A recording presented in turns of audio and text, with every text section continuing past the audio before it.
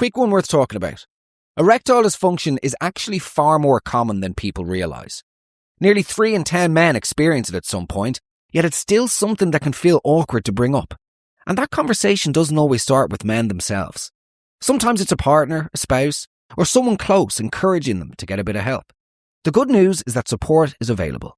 You can now have a quick, discreet chat with your pharmacist about Cialis for Men 10mg film-coated tablets, which contain tadalafil and are available without prescription in pharmacies nationwide, subject to a pharmacist consultation. It's a simple conversation, and pharmacists deal with this kind of thing every day. Find out more at cialisformen.ie. Sponsored by Cialis for Men 10mg film-coated tablets for treatment of erectile dysfunction in adult males, to be taken at least 30 minutes prior to anticipated sexual activity. Not recommended for continuous daily use. Always read the label.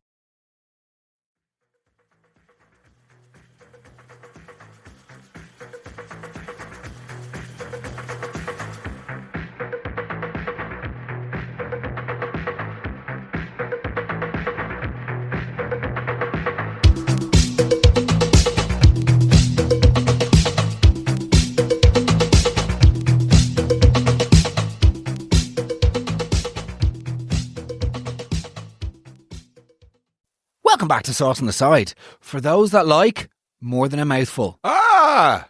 What do you think? It's certainly in the right direction. For those that need more than a mouthful? I don't know if we're there. No. But it's certainly better than double dipping. It's definitely, yeah. Yeah. Let me know what you think, guys. We're nearly there. I like it. We're getting Sauce on the Side for those that need more than a mouthful. As I said, if anybody thinks of the tagline and gets it correct, they get free tickets to live shows for an entire year. Love it. Which is unreal. So, okay. A bit of context here. I'm going to spell this out to you as clearly as possible because it's quite complicated. It's also terrifying, but I do want to reassure you that this is not an episode to fearmonger. It's not an episode to undermine or to undervalue the pivotal role that Crèche is playing in our society. I am an enormous fan and a believer of Crèche and all of the rest, just because in case some negative morons out there try and turn this into suggest that this is a slander piece around childcare or anything like that. It's not, sure. All right? However, whenever we were doing the roast of childcare over the weekend, somebody got in touch with me and said, you need to listen to this girl's story. It's harrowing. So that became the beginning of this journey wherein I learned around Jody Riley. To give you context, I'm just going to give you a very quick few bullet points and then I'm going to play you the interview. Jody Riley is a mother from the UK. In May, she received a phone call from her creche where her daughter, drumroll please, Rosie, attends. She received a call to say that Rosie had been accidentally picked up by somebody else's granddad from the creche. The granddad made a mistake, quickly realised the error in his ways and dropped her back 10 minutes later. The mother, Jody, was obviously terrified, went down to the creche, demanded answers, was like, what the hell went on? And they just said, oh no, she's fine, it was just a mistake. And she said, well, sorry, who is this person? And they was like, don't worry, it's just somebody's granddad. And she was like, no, but like, I need to know who this is that took my child off the premises for 10 minutes. How long were they away? What happened? Where did they go? All the rest. And they said, no. He took her out to the car. She was asleep. It was only whenever she woke up halfway, like when they were driving, that he realised it wasn't her and then he drove her right back. Obviously, alarm bells went off for her because she was like, well, that's bullshit. Obviously, as anybody who's put a child into a car seat would know, it's impossible to do that without noticing who the child is. All of this just unfolded pretty quickly. The terrifying thing is that the creche refused to give any details of the man. And they're like, it's just somebody's granddad. But her argument is going, sorry, like saying it's someone's granddad is irrelevant to me. A strange man took my child out of creche. Furthermore, the other family in question haven't been in touch with her. And she's gone to the police. She's gone to solicitors. It's an ongoing matter. So this is her version of events. It's terrifying. Any parent out there, any non-parent, any just member of a community would be shocked to hear this, I think. And I can certainly understand her concerns given everything that's gone on and her quest for answers. So that's is there anything else I need to add, do you think? No, I think you've kind of got the whole thing so far. Good. It's not really one that I threw a lot of gags in. No. I was tempted to ask Jody what she thought of my Liverpudlian accent. I just need fucking answers. I need to get to the fucking bottom of it. But I didn't do that. I was very because glad I'm an you didn't. interviewer with integrity and respect and credibility. Yes. So, guys, this episode of Sauce on the Side, for those that like more than a mouthful, is here for you to listen and enjoy. If you have any questions for Jody, let me know below, and we might try and get her back on Thursday, because it's genuinely dumbfounding, and we only had around 20 minutes to chat, so I feel like we didn't even get to cover most of it. But if you have any questions, just comment them below. Let me know if you enjoy the show, and if you want to get more of these episodes free of charge, just click follow or subscribe wherever you get your podcasts, and they'll show up in your feed every week. Thank you all so much for the support with the Amanda Knox episode last week. It's been one of our biggest episodes of all time. If you haven't listened to it yet, make sure to check it out. No matter what your opinion is on the case, I truly believe that it's an important conversation around women in media, the treatment that women are subjected to in media, narratives that can be spun by media organisations, how they can interfere, undermine and disrupt the truth and the outcome for people in their lives. So it's a really important episode for me, and to be honest, it feels like a monumental step forward for the show. So I would really appreciate if you listen to it and let me know your thoughts. Beyond that, have a listen to this. Fetch the popcorn, because it's fucking bananas, and Jody deserves support, I believe, because they're trying to keep her quiet, and it's just shocking. So look, there you go. Have a great one, and we'll see you tomorrow for considerably more jovial tones. There you go, tones. Maybe we should call it serious sauce. I don't know, just because it's more serious. Anyway, let's not get bogged down to the... Guys, you are very welcome back to Sauce on the Side. This is definitely not the usual type of episode that we do, but I was sent the story over the weekend, and it's too terrifying and important not to platform, basically. I'm here with Jody Riley. Jody, thank you so much for joining us. You're going to have to act like nobody listening knows what's going on. I've been following your journey over the weekend and looking at all of the updates, and I am absolutely mind blown and shocked. And also, I have a tiny little Rosie as well, who's 10 months old. So reading your story would scare anybody, and not just the incident itself, but the way that it's been mishandled afterwards is just categorically out. Yeah. It's just ludicrous. So, I mean, I, in a sentence, the way that I'm reading it, and I'm going to pass the mic over to you now, but basically, as far as I was aware, your daughter Rosie was in Crèche in May, and you received a call to say that somebody who is not a parent or guardian or an approved adult by you had taken your child out of childcare for 10 minutes and returned her. And subsequent to that, the Crèche have not provided you with any information as to who that individual was, and are refusing to cooperate or comply. Well, basically, on that note, yeah. So do you want me to go back to what happened? Yeah, why don't you just talk us through everything from the start, just to give people context, and then we can sort of go from there. So obviously I'm Jodie, I'm mum. We're based in Formby in Liverpool. Rosie is 2.5. So yeah, I got a phone call. I was working on my laptop in a cafe around the corner, and she took a little while to get to it. Obviously she was a little bit nervous, I could tell on the call, and I was just like, is Rosie okay? And then I can't remember in the exact context that she said. She basically said someone's took Rosie by mistake. And the first thing I asked, obviously, is she back and is she safe? And they said, yeah.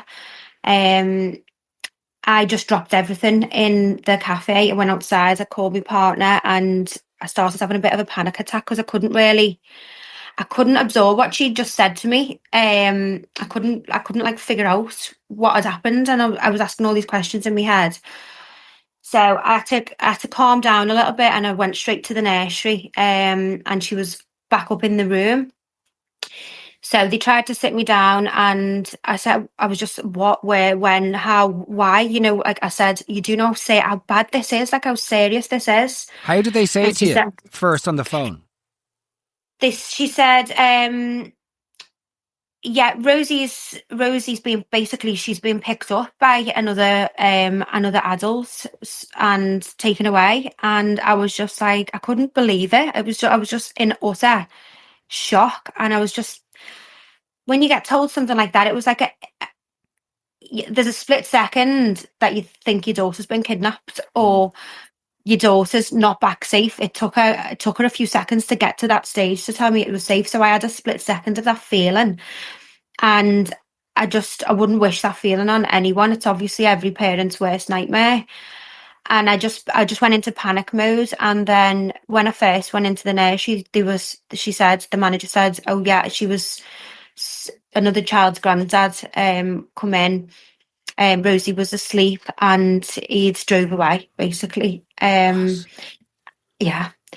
And that was the first part of everything. But then, I mean, I had so many questions, but I just wanted to see Rosie. I just wanted to see her and because you don't believe that they're safe until you see them.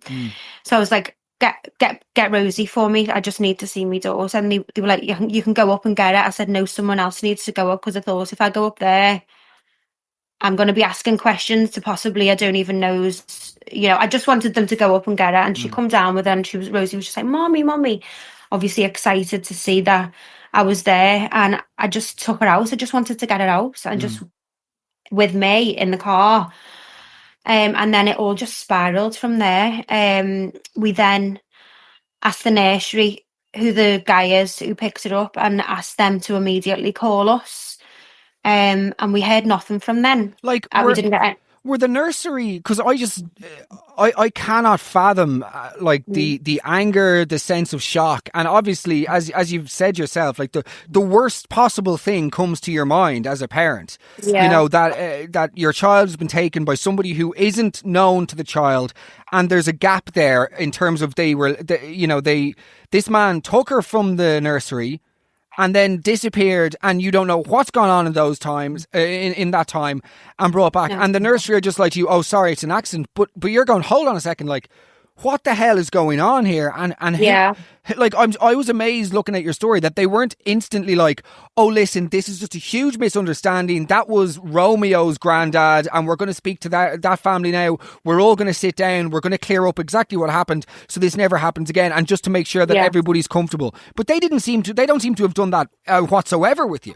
No, and we're still 2.5 months down the line. They're still protecting this other family, and we have pleaded and begged. Obviously, I took it to social media because I just had in my gut, this is wrong.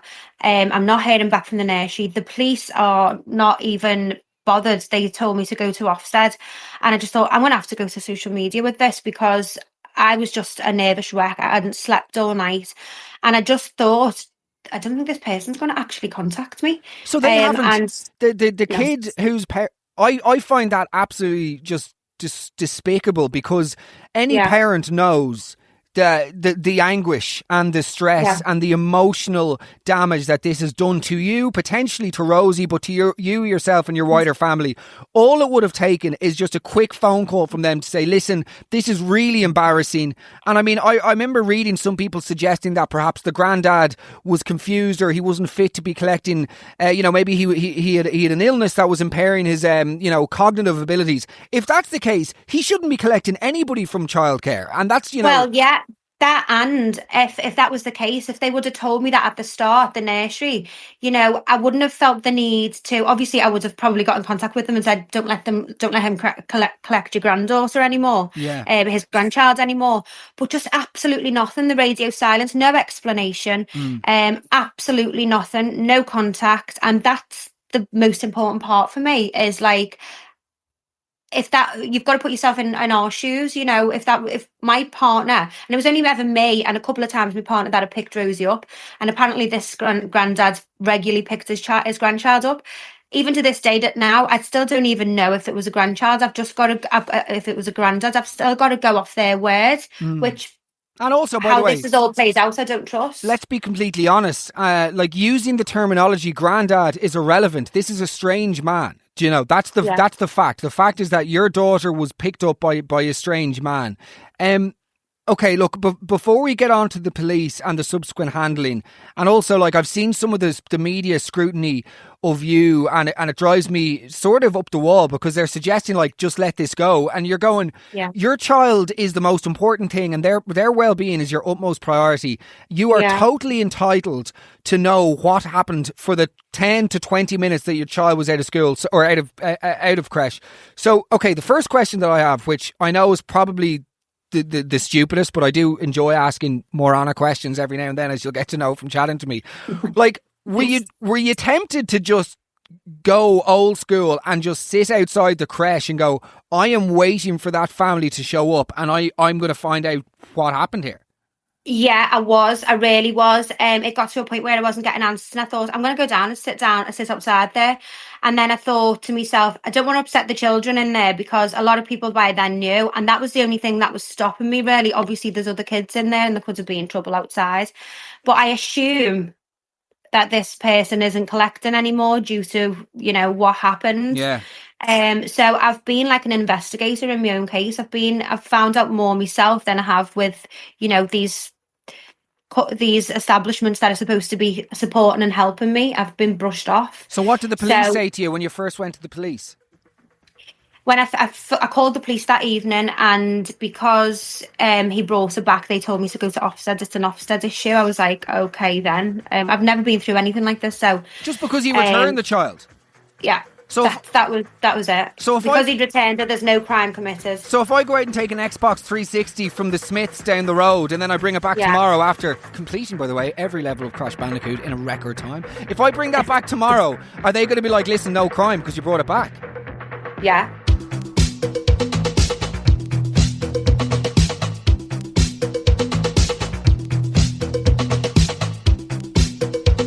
You know something we probably don't talk about enough?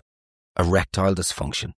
Nearly 3 in 10 men experience it at some point, but only a small number actually feel comfortable talking about it. Which is mad, really, because it's far more common than people think. The good news is that help is available. You can now have a quick, discreet chat with your pharmacist about Cialis for Men 10mg film-coated tablets, which contain tadalafil and are available without prescription in pharmacies nationwide, subject to a pharmacist consultation. And honestly, lads, pharmacists have heard it all before. It's literally their job.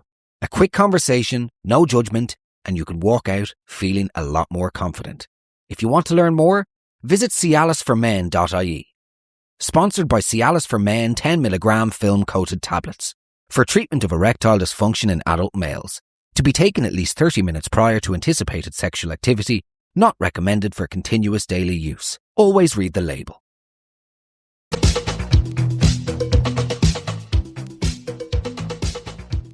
Basically, it's just ridiculous. So I said if it was a park or a shop, I'm sure it would be a different story. But because the nursery have said, it's a grandchild, they didn't even investigate. I had to do a police report online a couple of days later because it just wasn't sitting well with me. Yeah. I finally got someone to listen, and when it was a young guy, I presume he had no children because he was really young, and he already had a perception of, this just sounds like an innocent mistake. And I was like, oh, okay, so you've already got your perception on this, which is not going to be well, So he called me later on. His whole persona changed. He was like, yes, no answers. He brought her back. So there's no crime committed. And I have called him. I said, you've called him. You've not even gone round to see him or any. No, I called him on the phone. He said it was an innocent mistake. He brought her back. So go back to Ofsted. I was like, see, that's bullshit, Jody. And also, I've had loads of hate from this, and I'm like, you're obviously not a parent. Yeah, I've had, your negative comments and stuff like that, and each to their own. I keep the opinions, but any trolls and hate, I just delete and block. Yeah, you're because I'm like, off. You know what? Nobody understands unless you're in this position yourself. And what can I ask? What has the response been like from other? How big is your community? Formby, is it? Yeah, Formby. So we're right next to the area, which is Crosby, where the nursery is. So it's kind of a close community. And how have the other parents responded to all of it? Do you mean the other parents in the nursery? Other parents, both in the nursery and then just generally in the area. Have you had support? Well, yeah, a lot of people have actually took their kids out and they've reached out to me, which is, I would have done the same myself, especially after seeing that Ofsted report. But I've had a lot of hate from the parents as well. There's the Sefton have pulled the funding on the nursery, rightfully so. And I had a load of girls coming over to me, blaming me, which really upset me, to be fair, because they were using words like, there's children now without nurseries, and it did upset me, to be fair. But people have come back to their comments being like, children's safety over anything, pull your kids out, never mind moaning that the funding have been. So yeah, I've had a mix of both. I have got a couple of girls that still send the kids there, but they've got no choice. They've got no choice. Parents do have to work, and I do understand that. Which a lot of supporting me, but a lot of hating me as well. Talk me through the CCTV, Jody. So yeah, I expected to go in, see this old man, go and pick up Rosie, put her on his shoulders, because I had 3 stories. The first story was she was asleep on his shoulders, and he just walked out, brought her back after a few minutes. The second story, they said he shrugged her on his shoulders and woke her up. And then the third story is she had her eyes. She woke up in the car. That's how he knew she wasn't his grandchild. So she was asleep, she was awake, and then she was back asleep. So I was like, I don't know what to believe here. But I had in my head, I'm going to go in here. I'm going to watch the CCTV. Old man comes in, all confused, picks up the wrong child. She's asleep, puts it over his shoulders, comes back. And it's not what I've seen. Absolutely not what I've seen. I went in and I watched the CCTV with my partner. And all this time, my partner's been a little bit like laid back with it. Like, oh, I don't know. Is this a mistake? He's kind of been on both ends. But even him, after watching that with me, was like, no, absolutely no. So what did you see in the footage? No. So what I've seen is obviously this man coming in, very mobile, active man, goes over. They kind of both pick the nursery worker picks Rosie up, and he like kind of helps her and gets Rosie. Rosie's then wide awake. So she's not asleep at all. She's not asleep like they'd said, yeah. No, wide awake. He's putting her from hip to hip, walking around, talking to the nursery worker, puts a dummy back in her mouth, gets her blanket, is like comforting her. And there's no audio on the CCTV, but I know when she asks for a blankie is a little prized possession. And I think a blankie went in his other arm, and she's going blankie or whatever. So she's talking as well. Yeah. And his face is there. Her face is there right next to him. So I burst out into tears while I was watching the CCTV. It was kind of like the most horrific thing you could ever watch. This man just walking around for a whole 5 minutes in the room before he even left with your daughter wide awake as if she was his. It was just a surreal, how could he possibly not something surreal watching it. That's it. Like, how could he possibly not? I mean, look, I'll be completely honest with you. Okay. Listening to it, I don't believe that something nefarious happened. You know what I mean? It doesn't sound like he's behaving in a way that's consistent with somebody up to like something sinister. That would just be my read on it. Yeah. By the way, I could be totally wrong. However, it beggars belief that like how he could make it doesn't sound like somebody who is competent in terms of like how could you not know that this is not your granddaughter? And well, that's it. I don't believe. I want to believe, and I don't believe that anything sinister happened, but I cannot get my head around it from what I've seen. I can't mentally accept that and I know it might have been a mistake, but I can't mentally accept it after what I've seen. I'm like, it's not possible. And then you brought her down the stairs, you put it in the car seat. Right. You've got to physically look at a child to put it in the car seat. Oh, and by the way, as somebody who is a 10-month-old, it is no easy feat. It's not possible. It's not. And if you're in a routine of it, then it gets easier. But if I don't put Rosie in a car seat for 3 days and then I do it, it's like, I don't want to use an analogy. It's just impossible. Yeah, it's impossible. And then they were calling Rosie while she was in his arms. So just all that, I'm like, he's either deaf. I'll probably accept it if he's deaf and blind. Yeah. But that's obviously not going to be the case. Do you know what I mean? So I can't accept it in my head. I'm just like, it's not possible unless he's it seems on like really heavy medication or something. But if he was, then they could have put my mind at ease right at the start. So there's something that I need to get to the bottom of. I would agree with you. Like, I think it sounds like all of this in theory could have been solved with a very, very quick and honest and like a conversation wherein responsibility was accepted by people. But given the inconsistency in the story, how they've told it back to you, like that's stoking the fire even further. I mean, look, it does make you think. Was he maybe drunk? Was he impaired in another Well, way there's something. that they There's then don't want something. to accept liability for? Because that would make, if, for instance, if your child was taken out by somebody who was drinking, I just don't know how that there's no legal comeuppance for this. I believe that you're speaking to a solicitor, right? Yeah, well, the other thing is they took over an hour and a half to ring me, so they're obviously trying to get the story straight there. Yeah, that's mental. I've got a solicitor involved now, thankfully, so it's just a case of getting the information that we need, but obviously that takes a while. They're given 28 days to send back information. It's just going to be back and forth, but in the meantime, I'm still like, I need these answers myself. So what would be closure for you on it? Because I know that our listeners are going to have questions for you. Where would you like it to go? And I mean, aside from any form of victory, so to speak, like, yeah, what would bring you peace? Because that's ultimately, I assume, what you're looking for more than anything is just peace of mind and clarity as to Rosie's safety. Accountability from the nursery, because I believe it's a manager's issue. The managers have sacked the two girls, and rightfully so, but they have kind of used them as scapegoats as well. It's a manager's issue because they put them both in there. They were both unqualified. One was covering up. They didn't even know Rosie. So I want the managers to take accountability, and I just want to know who this man is and hear from him. That's all. Everything else is a bonus, but that's my main issue. And it's the thing that I want most is I want to know who the man is. I can't carry on in life and say to Rosie when she's older, well, if she asked me, did you find out who he was I safe? And imagine me going, no, like, that's my greatest fear. I can't do that. So that's the biggest thing that I want, is to some explanation and know who he is.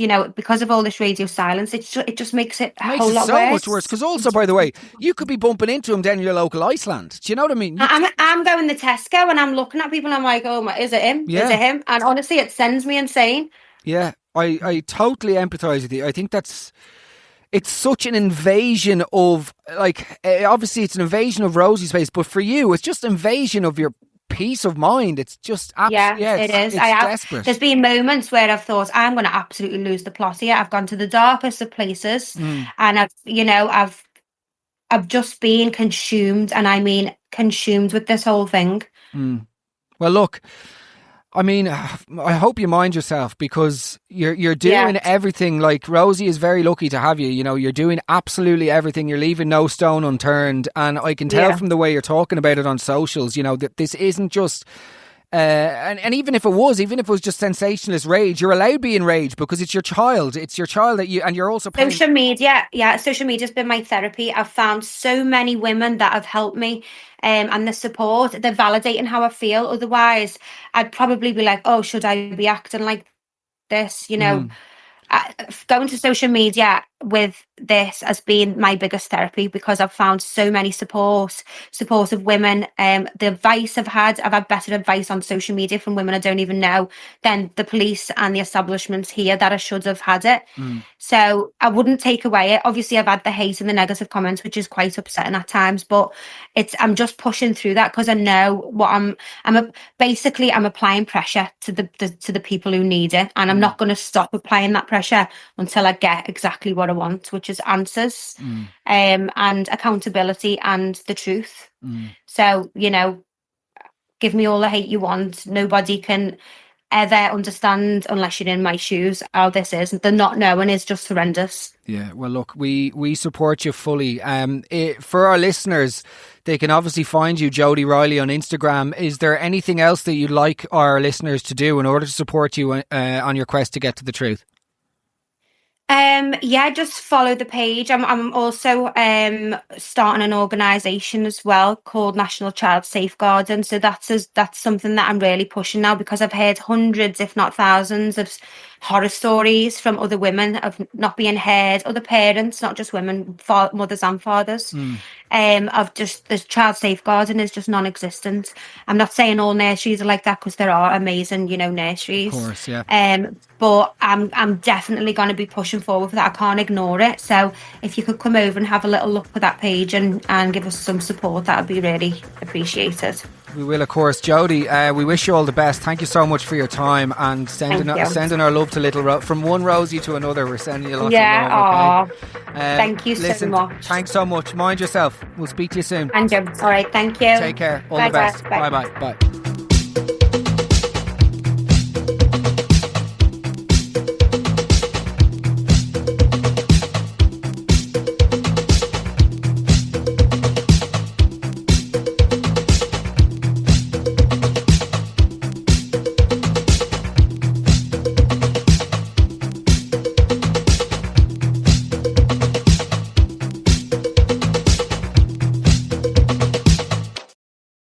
Quick one worth talking about. Erectile dysfunction is actually far more common than people realise. Nearly 3 in 10 men experience it at some point, yet it's still something that can feel awkward to bring up. And that conversation doesn't always start with men themselves. Sometimes it's a partner, a spouse, or someone close encouraging them to get a bit of help. The good news is that support is available. You can now have a quick, discreet chat with your pharmacist about Cialis for Men 10mg film-coated tablets, which contain tadalafil and are available without prescription in pharmacies nationwide, subject to a pharmacist consultation. It's a simple conversation and pharmacists deal with this kind of thing every day. Find out more at cialisformen.ie. Sponsored by Cialis for Men 10mg film-coated tablets for treatment of erectile dysfunction in adult males, to be taken at least 30 minutes prior to anticipated sexual activity, not recommended for continuous daily use. Always read the label.